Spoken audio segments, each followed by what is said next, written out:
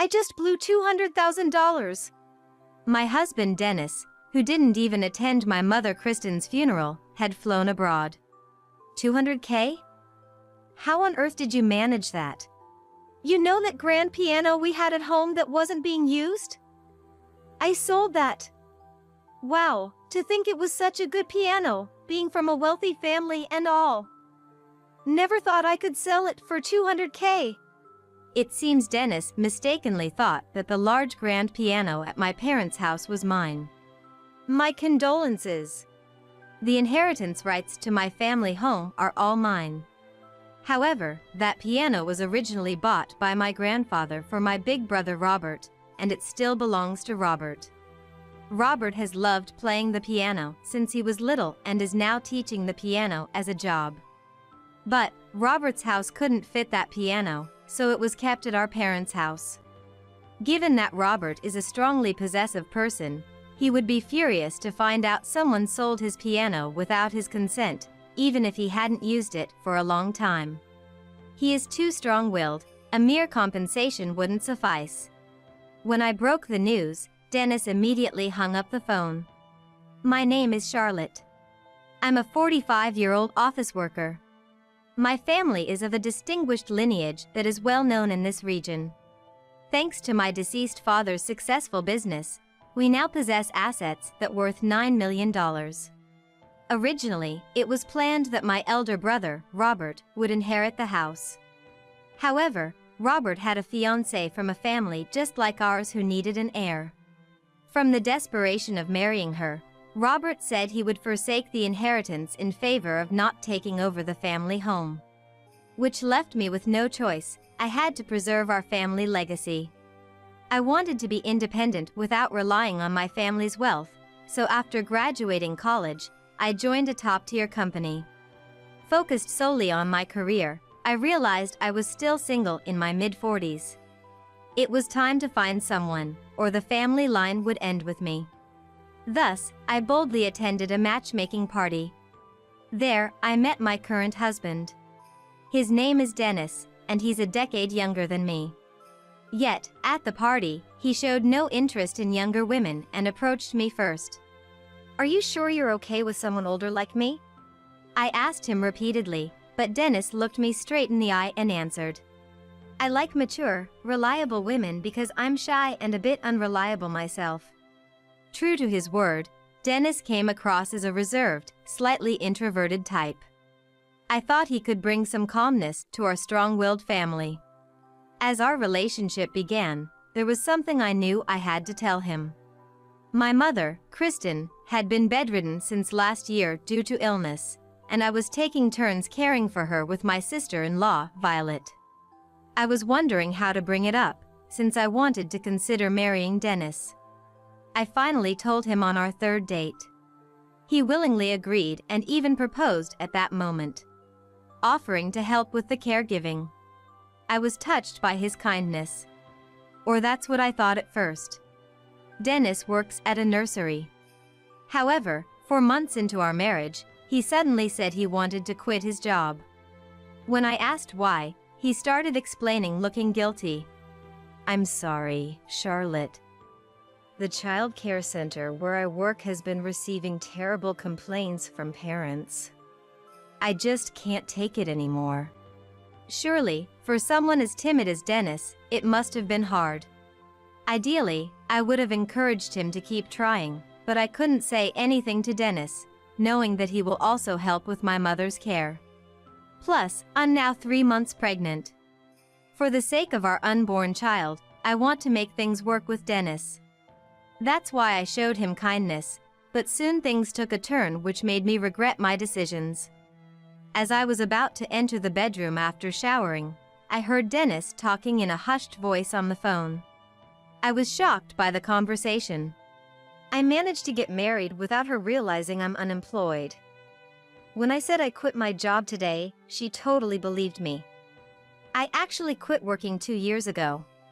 It sounded like Dennis was talking to a friend.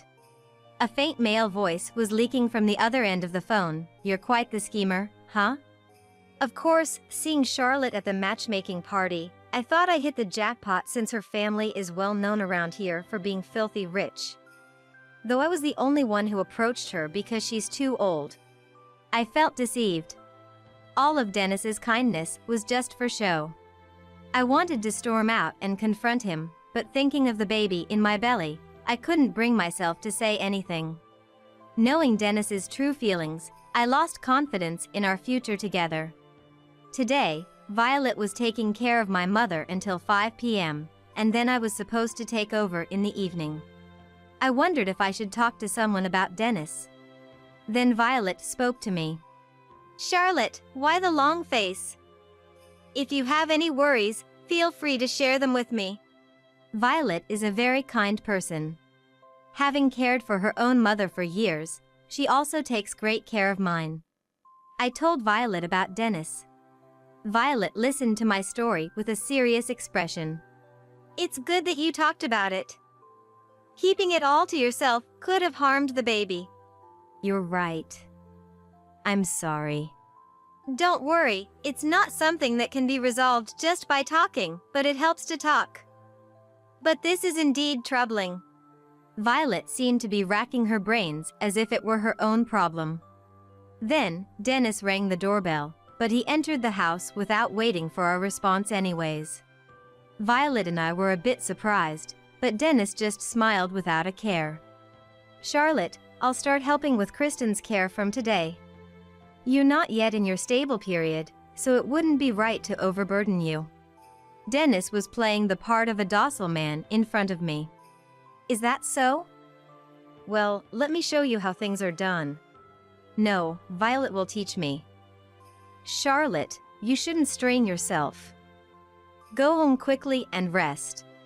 Even so, Robert is coming home early today, so we need to let Violet go." As I said that, Violet looked at me, shook her head, and seemed to say, "It's okay." Perhaps Violet was planning to ask Dennis about the details after I left. I read her mind and I decided to leave the situation to Violet and go home. However, I couldn't help but worry, so I pretended to leave and hid quietly. Violet was about to speak to Dennis, but he spoke first. "I've been meaning to ask, why are you taking care of your mother-in-law in this house?"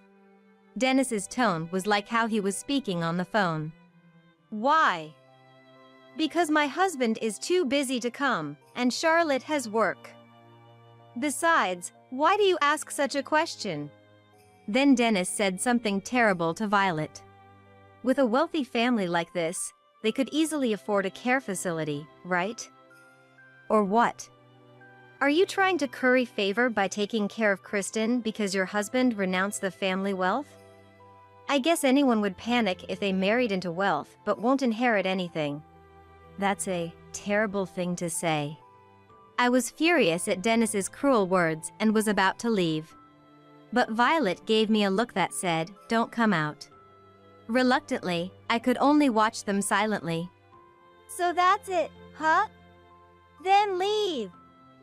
The wealth of this house belongs to us, not you. I'll take care of my mother alone from now on." Realizing arguing was futile, Violet left. I quietly went outside, making sure Dennis doesn't notice my presence. Violet must have been deeply hurt. I wondered how I could ever apologize to her. And so, Dennis began taking care of my mother alone. Though I offered to help, Dennis insisted I stay away, so I just explained to him the basics of caregiving. However, Dennis's negligent care led to my mother's passing. Her funeral was held in a nearby church. But from the day my mother died, Dennis disappeared. I tried to look for him, but was overwhelmed with funeral preparations and other procedures. Relatives and neighbors also seemed puzzled that my husband was nowhere to be found. Violet was crying in front of the photograph of my mother, apologizing for having entrusted Dennis with the caregiving. I approached the sobbing Violet and tried to console her. "Violet, please don't be troubled. It's our fault as a couple." "No, Charlotte, you're not to blame. But what about that man? I wanted to give him a piece of my mind today, but he disappeared as soon as Kristen died. Exactly. And Dennis was often out while he was supposed to be caregiving, wasn't he? Where on earth was he at? According to the neighbors, Dennis seemed to be frequently leaving the house, which was hardly the behavior of someone caregiving, more like a jobless guy fooling around. And apparently a large truck was showing up at some point. What was that truck doing there? Though it intrigued me, I didn't mention it to anyone during the funeral. 3 days after the funeral, Dennis still hadn't returned. Then, I received a call from Dennis on my mobile phone. Ah. Charlotte? I'm at this luxury hotel in Europe I saw on a travel show right now. Dennis's carefree voice came through. What? What are you doing? Not even attending my mother's funeral? I yelled, infuriated, and Dennis replied with something unexpected. I just blew $200,000. $200K? How on earth did you manage that? You know that grand piano at home that wasn't being used? I sold that. Wow, to think it was such a good piano, being from a wealthy family and all.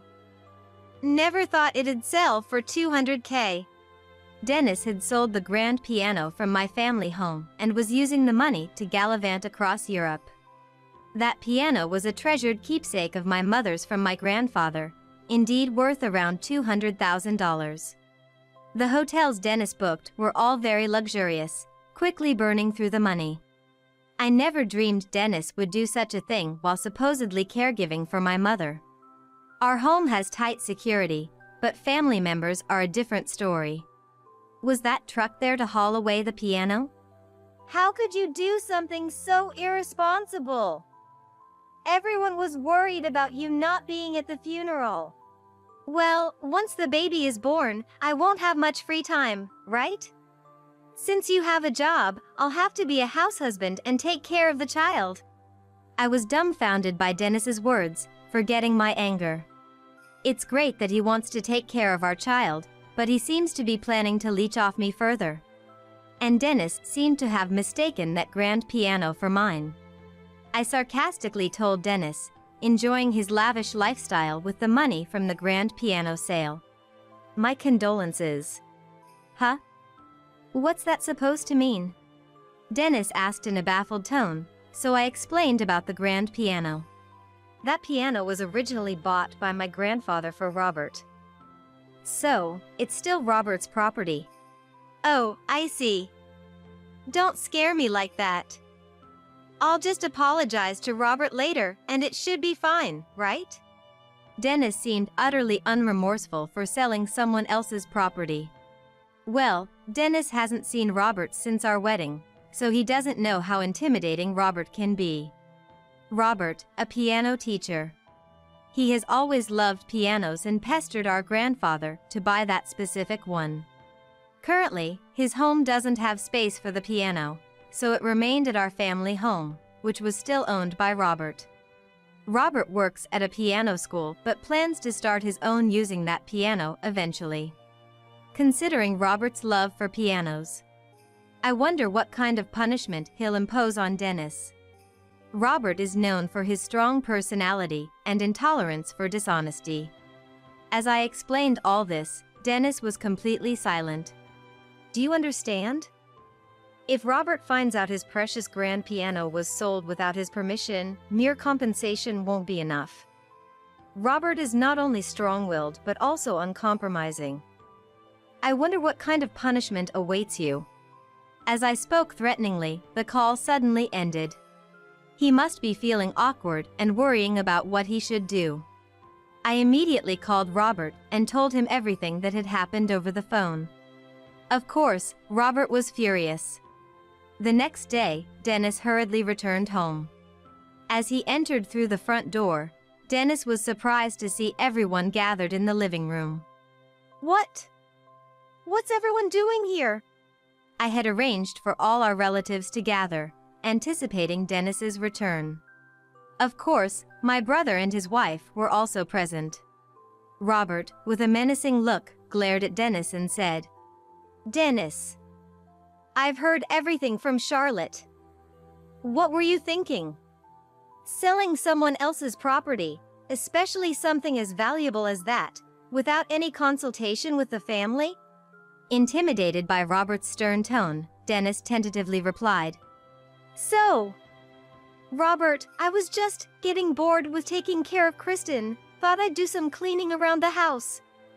Then I saw that old, big grand piano and thought nobody was using it anymore. And you decided to sell it? I did. It seemed like a waste to just leave it there, didn't it? Robert shook his head in disapproval at Dennis's feeble excuse. I see. For your information, that was a piano our grandfather had specially ordered from a top European manufacturer, showing off. What did you do with the money? Robert was indeed an actor. He must be well aware Dennis had spent it all on a trip abroad, but he was forcing Dennis to confess in front of everyone. Dennis was desperately trying to think of an excuse. He didn't respond immediately and seemed to be pondering. Well, the proceeds, they haven't exactly come in yet. As Dennis stammered out his excuse, Robert's anger finally erupted. Lies! How corrupt can you be? And what about all those European souvenirs in that big suitcase? Dennis, as if he was struck by lightning, flinched and closed his eyes. I'm sorry. I spent all the money. Dennis's confession caused a stir among the relatives. They all knew the value of that grand piano. The idea that he had blown $200K on a single trip abroad was unbelievable to them.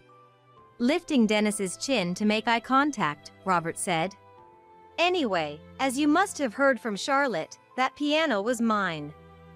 Since you've sold it, you'll have to fully compensate. If you can't, I'll have to charge you with theft. Are you okay with that? Robert is assailing Dennis with overpowering presence. Robert was intimidating, like a mafia boss. Normally, suing over a family matter like this wouldn't happen. But Robert was probably threatening Dennis, who was oblivious to legal matters. As expected, Dennis was speechless and sweating profusely. Then, with a frightened voice, he looked at me. Charlotte! Help me! His pathetic plea for help was met with my firm rejection. It's none of my business. It was all your doing. But then Dennis began to say something outrageous. Don't be so cold. I took care of your parent instead of you, who's pregnant. I thought of it as a reward for myself and went on the trip right after caregiving. So, let's say we sold the piano together as a couple. That way, as siblings, it won't be considered theft, right? Excuse me? I was dumbfounded. But Violet came to my rescue. Enough is enough! Didn't you tell Charlotte not to come for the caregiving? And you accused me of caring for Kristen only for the inheritance. What? Dennis, you said such awful things to Violet too? Yes. I didn't want to worry you, so I kept silent, sorry. But this man was planning to keep Charlotte and me away from the family home to secretly sell the piano. With Violet's explanation, it made sense to me now, especially considering that Dennis had insisted on doing the caregiving alone, keeping me away from the family home. Robert's anger reached a peak with Dennis's elaborate scheme. First of all, let me say this, Dennis. Violet took care of our mother because she refused to go into a facility. Violet, having cared for her own mother, kindly agreed to take on our mother's care. Money is secondary. Apologize to Violet right here, right now. As Robert grabbed him by the collar, Dennis knelt in front of Violet and deeply apologized, with tears in his eyes. Violet, I'm so sorry. Even though Dennis apologized for his disrespectful behavior towards Violet, all the relatives around him looked at him with disdain. Then, one of the relatives, Uncle Morris, shouted at Dennis. Anyway, pay back the piano sales proceeds as soon as possible. We can't have a criminal coming from our family. Dennis misunderstood Uncle Morris somehow, and he made another odd statement. Right? We can't have a criminal, Robert. So, let's settle this calmly. We'll save up the money as a couple and pay you back little by little. Morris was taken aback by Dennis's bizarre interpretation and didn't bother to respond, realizing talking further would solve nothing. So I went to my room to get something. The divorce papers I had prepared since the phone call Dennis had with his friend. Dennis, please sign this. I want a relationship to be over with this.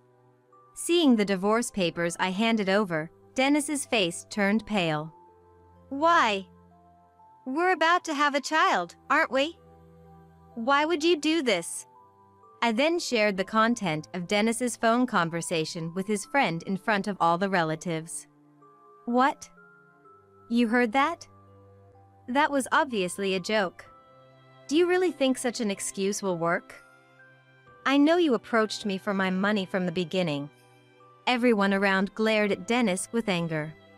Realizing he couldn't escape the situation, Dennis defiantly responded. I was so close to get my hands on $9 million. I looked up how much wealth Kristen left for you after we got married. Everyone was shocked by Dennis's sudden change, revealing his true colors. Perhaps I should have been more cautious about a man I met at a matchmaking party who was a decade younger than me. Believing we married for love, this betrayal deeply wounded me. I demanded compensation from Dennis as restitution. Since Dennis would become a stranger to Robert and everyone else, he naturally had to compensate for the grand piano as well. Dennis broke down crying, saying it's impossible. But with all the relatives as witnesses, he couldn't run away. Don't worry, though. I won't ask for child support. Really? Well, I guess that's some consolation. But in return, Dennis, you will have no involvement with this child. This child is mine alone. You're not allowed to call yourself the parent. I firmly stated, placing my hand on my belly. Are you serious? Won't I even get to see the child's face? Well, obviously yes. Someone who deceives people for money doesn't deserve to be a father. As I said this, Dennis collapsed to the ground with a sad look on his face. Since the divorce, Dennis had fallen into poverty, working live-in jobs. One day, Dennis called me. I didn't want to interact with him, but after he kept calling multiple times, I reluctantly answered. Charlotte, I need your help. Dennis's voice was pathetic as he begged for help. Apparently, the buyer of the grand piano he sold wanted to return it and demanded his money back. When Dennis put the piano on sale, he had claimed it was an old item but without a single scratch. However, the piano had a large engraving of Robert's name on the backside, done by Robert himself declaring, "This is mine, nobody else touch it." Dennis probably hadn't checked the back. Even so, if he had sold it through a reputable piano buyer, they would have checked thoroughly. It seems he chose a sketchy dealer. He was likely lured by promises of completely free services, and now he was paying the price. Dennis had to return the $200K sales proceeds to the buyer. Adding the payments to me and Robert, the amount was considerable. Dennis asked if he could delay the compensation to me, but I couldn't agree to such a request. Later, Dennis attempted to file for bankruptcy, but Robert and I cooperated to sue him to prevent it. Now, Dennis is burdened with a huge debt and works tirelessly in physical labor day and night. Soon after, the grand piano was returned to us safely. Robert felt relieved and made sure no one could take it again by installing a strong lock on the room where the piano was kept, and even added a security camera for good measure. I won't let anyone touch that grand piano until I start my piano school, said Robert, with the same spirit he had as a child, making me almost laugh. Since Robert wanted to open a piano school at the family home eventually, I decided to discuss redistributing my mother's inheritance with him. I also felt indebted to Violet for her care of my mother, and it didn't feel right for me to be the sole inheritor. Thanks to Robert's agreement with my decision, it seems we will continue to have a good relationship with his family. And then, a much-awaited baby girl was born to me. I think girls tend to cherish their mothers longer. Even though I'm a single mother, I'm fully supported by Violet, who has already finished raising her own children. I've been indebted to Violet since she helped care for my mother. Robert has also stepped up, saying he'll act as a father figure to my daughter, and his enthusiasm is evident. Additionally, my nieces, the adult daughters of my brother who are both childcare workers influenced by their piano-loving Uncle Robert. They also have started to dote on my daughter. Supported by such a warm family, I feel incredibly fortunate. With gratitude to everyone around me, I plan to live a strong life with my daughter.